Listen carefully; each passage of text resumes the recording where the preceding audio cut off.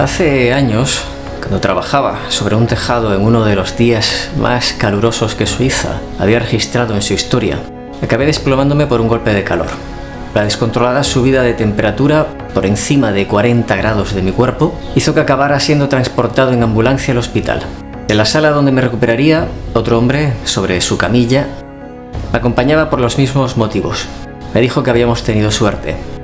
Aquel día la ola de calor se llevó la vida de 2 trabajadores en el país. No puedo decir lo siguiente de otra manera, porque es como lo siento y no soy el único. Es difícil decirlo sin que suene extraño o parezca soberbio, pero no tenía miedo a la muerte. Sí, no me apetecía irme al otro lado sin haber pedido perdón, haber explicado algunas cosas o lo que luego, años más tarde, entendí que era más importante: perdonarse a uno mismo. Y sí, hubiera sido mejor continuar la vida, que es absolutamente maravillosa y yo apenas estaba comenzando a saber mejor quién era. Pero una experiencia previa, años antes de acabar en aquel hospital, ya me había dicho que la conciencia es una cosa y el cuerpo físico es otra. Y a pesar de que esa experiencia anterior fue la sensación más luminosa, literalmente, y lúcida, que jamás experimenté, la oscuridad y el limbo del tiempo que tuve que pasar hasta llegar al hospital no me dio duda alguna sobre el lugar al que todos, tú y yo, acabaremos yendo. Una parte de la ciencia dice que nuestra experiencia es una ilusión, algo irreal, algo que solo existe en nuestro cerebro. Un muro que años más tarde supe se llama materialismo reduccionista, un muro que afirma categóricamente que la conciencia no prevalece sobre la materia. Pero es un muro que presenta grietas tan profundas que hoy premios Nobel, físicos de partículas, neurólogos y una interminable pléyade de científicos están rompiendo a base de rigor y matemáticas contundentes. El doctor en física de partículas Javier Santaolalla publicó una crítica demoledora al libro La supraconciencia existe, del doctor Manuel Sam Segarra. Y quiero empezar haciendo 2 agradecimientos muy sinceros. Primero a Javier Santaolalla por el rigor al que impecablemente nos tiene acostumbrados en su canal, para aplicar su conocimiento y la razón contra los errores del libro. Segundo, agradecer al doctor Sam Segarra por décadas de valentía, investigando las experiencias cercanas a la muerte cuando nadie quería hablar de ello y sin miedo a salir del confort reputacional al que muchos científicos no tan comprometidos se aferran. Su trabajo ha abierto un espacio de conversación, nunca mejor dicho, vital. Quédate conmigo hasta el final, porque voy a presentarte los datos de 2 posturas antagónicas, porque hoy no se trata de fe contra ciencia, se trata de ciencia contra ciencia, de un paradigma viejo que se resiste a morir frente a evidencias nuevas que lo desbordan. Seamos claros, Javier tiene razón en la técnica, el libro contiene errores. Se confunden fechas, se confunden los bosones con los fotones. La física no es un juego de palabras místicas y él, como siempre, utiliza un rigor que necesitamos que sea sagrado. El fallo fundamental, según Santaolalla, es el salto indebido. Tomar conceptos cuánticos, genuinos pero mal expresados, como el colapso de la función de onda o el entrelazamiento cuántico, para saltar a una conclusión metafísica: la existencia de una supraconciencia o la vida después de la muerte. Y aquí llega la parte más humana de su argumento. Santaolalla reconoce que tras perder a su padre le gustaría creer, pero elige, como él dice, la pastilla de la verdad frente a la anestesia de las falsas esperanzas. Prefiere un universo frío frente a lo que él considera uno ilusorio. Este es el corazón de la ética materialista. Lo que no es falsable, lo que no puedo reproducir en un laboratorio, no existe. Argumentan que si tu supraconciencia no se puede falsar, no es ciencia, es fe. Los andamios de la física clásica de Newton nos sirvieron para construir la ciencia moderna. Pero hace 100 años la física cuántica no solo quitó los andamios, nos mostró que el edificio era otra cosa. Para entender por qué el materialismo es un muro con grietas, primero tenemos que entender de qué está hecho ese muro. La física clásica se sostiene sobre 3 pilares fundamentales. El primer pilar es el determinismo, la idea de que el universo es un reloj gigante y perfecto. Si conocemos la posición y velocidad de algo, conocemos su futuro. Pero la mecánica cuántica destrozó este reloj con el principio de incertidumbre de Heisenberg. En el corazón de la materia no puedes saberlo todo. El corazón no es una línea recta predecible, es un abanico de probabilidades. El segundo pilar es la localidad, la regla de oro del sentido común. Para que algo afecte a otra cosa, tienen que tocarse. Pero la cuántica rompió esto con el entrelazamiento. Dos partículas separadas por galaxias pueden estar conectadas instantáneamente. Lo que le pasa a una define a la otra. Esto demuestra que el universo en su base no está separado. Y el tercer pilar, el más difícil de soltar, el realismo material. La creencia de que las cosas tienen propiedades definidas, las mires o no. El experimento de la doble rendija nos voló la cabeza al mostrar que un electrón no tiene una posición definida hasta que interactuamos con él. La pregunta que le hacemos a la naturaleza decide la respuesta que nos da. Quiero ser muy preciso. Esto no prueba automáticamente que tu alma sea inmortal en este punto. Pero lo que sí prueba es que la visión materialista de bolas de billar chocando en un espacio vacío es falsa. Es un mapa antiguo que ya no sirve para el territorio nuevo. Si la materia no es sólida y el lugar no es local, ¿por qué es tan acientífico plantear que la conciencia podría jugar un papel fundamental en esa ecuación? Y aquí es donde debemos detenernos para entender y reivindicar la figura del Dr. Manuel Sanz Segarra. La respuesta a su búsqueda está en estos tres pilares rotos. Durante años el Dr. Sanz Segarra escuchó a pie de cama relatos que la física clásica consideraba imposibles.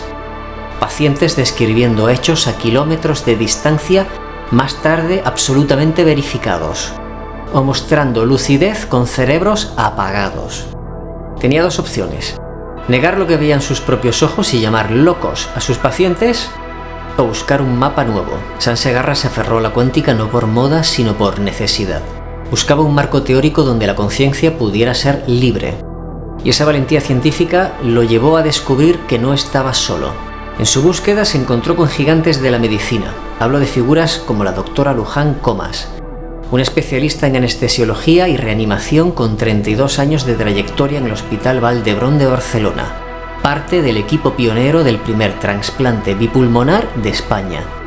La doctora Comas no solo vio estas experiencias, sino que decidió estudiarlas con el método científico, presidiendo hoy la Fundación Iclovi y liderando el proyecto Luz. Cuando alguien que ha mantenido vidas al límite durante 3 décadas te dice que la conciencia no acaba con la línea plana, deberíamos escuchar. Los escépticos dicen que Sanz Segarra y Comas están recopilando alucinaciones. Pero el Dr. Sanz consultó con especialistas en neuroimagen y lo que encontraron es fascinante. Neurológicamente, imaginar y recordar son procesos distintos. Si imaginas un dragón, tu cerebro activa redes creativas. Estás fabricando una fantasía. Si recuerdas tus vacaciones, activas redes de recuperación de memoria. Cuando se analiza a los pacientes que narran una ECM, sus cerebros no se iluminan como quien inventa un cuento, se iluminan como quien recuerda un hecho histórico. Para el que lo vive, la ECM es una evocación real. De hecho, se siente tan real que en momentos cotidianos como este, donde me ves en pantalla, parecen un sueño en comparación. Javier Santolaya critica el uso de la palabra cuántica, pero el Dr. Sanz Segarra se apoyó en hombros de premios Nobel. Para entender por qué el materialismo es inconsistente, hay que preguntar al ingeniero que apaga y enciende la conciencia todos los días, el anestesiólogo Stuart Hameroff. Hameroff tiene una definición demoledora. Conciencia es lo que desaparece con la anestesia. Y aquí el materialismo hace aguas, porque los anestésicos, como el gas xenón, son un enigma. El xenón es un gas noble, inerte. No puede formar enlaces químicos, y sin embargo, si lo inhalas, tu conciencia se desvanece. Hameroff sostiene que la anestesia funciona por interacción cuántica pura, no bioquímica. Y eso implica que el sustrato de la conciencia también está a ese nivel. ¿Y dónde ocurre esa física en la biología? Hameroff y el Nobel Sir Roger Penrose crearon la teoría de la reducción objetiva orquestada. Encontraron el refugio perfecto para la cuántica en el cerebro, los microtúbulos, el esqueleto de las neuronas. Su propuesta es que los microtúbulos actúan como ordenadores cuánticos biológicos. Cuando las vibraciones cuánticas en su interior colapsan, generan un instante de conciencia. La prueba más contraintuitiva viene de los psicodélicos. En estudios con psilocibina, los voluntarios reportan experiencias hiperconscientes, pero los escáneres muestran que el cerebro está frío y oscuro, con actividad mínima, casi en coma. Hameroff lo interpreta así. La conciencia sucede a un nivel más profundo y de baja energía en los microtúbulos. Cuando el ruido neuronal se apaga, la conciencia fundamental brilla con más fuerza. Pero la predicción más audaz tiene que ver con la muerte. Hameroff señala que tras la muerte clínica y el electroencefalograma plano, surge un estallido de actividad cerebral gamma ultra rápida y coherente. Para el materialismo es un estertor, para Hameroff es la conciencia desacoplándose. Y aclara, no es falta de oxígeno. En la hipoxia el paciente está agitado y confuso. En la ECM hay paz y claridad absoluta. Su conclusión es física y poética. Cuando el cuerpo muere, la información cuántica de los microtúbulos no se destruye. Por ley de conservación no puede destruirse. Simplemente se disipa y se reintegra en la geometría del universo.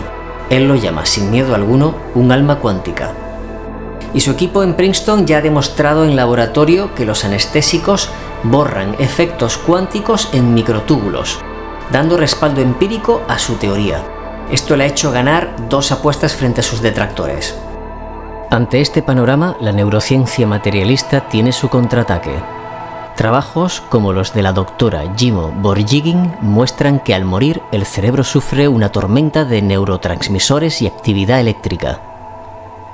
Ella concluye que la ECM es una alucinación final de un cerebro en colapso, pero en ciencia basta un solo cisne negro para refutar una teoría. Y el trabajo de Borjigin se estrella contra lo imposible. Los casos verificados de personas ciegas de nacimiento que, durante una ECM, describen con precisión visual el quirófano y los instrumentos, entre otras cosas. Para una teoría que dice que la experiencia es generada por el hardware cerebral, esto es imposible. Un televisor sin pantalla no puede mostrar imágenes. Si el cerebro es una fábrica, el ciego no debería ver. El nuevo paradigma propone algo más simple, que la conciencia no emerge, sino que siempre estuvo ahí. Afirmar esto no es pseudociencia, es escuchar a mentes brillantes.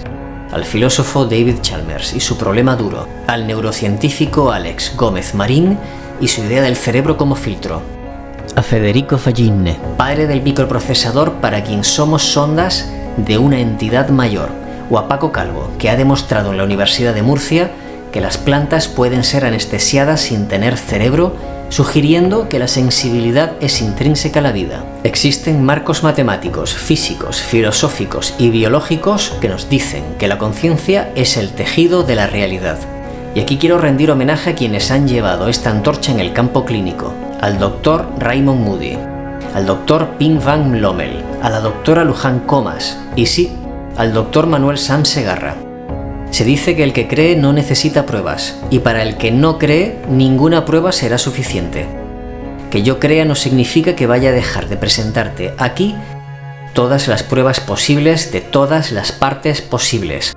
Pero ya te adelanto una cosa antes de que nos veamos en el siguiente programa. En los miles de estudios de las experiencias cercanas a la muerte a lo largo de décadas, no existe materialista o ateo que vuelva sin una conversión absoluta. Y para eso necesito que te quedes conmigo, que compartas, que le des a like y dejes un comentario. Gracias de corazón y nos vemos en el siguiente programa.